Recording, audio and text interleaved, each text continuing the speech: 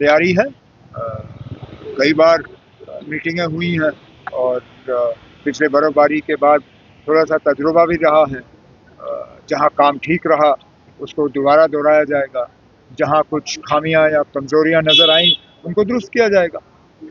तो इलेक्ट्रिसिटी के हवाले से क्या कुछ किया जा रहा है? क्योंकि जितना किया जा सकता है किया जा रहा है, और पिछले सालों के मुकाबले इस साल बिजली के मामले में बेहतरी है, लेकिन कट्स होते हैं और कोशिश की जा रही है कि शेड्यूल के मुताबिक जो है लोगों को बिजली फराहम किया जाए। कहीं कहीं सिस्टम में जब खराबी आ जाती है तो उसको जल्दी दुरुस्त करने की कोशिश की जाती है।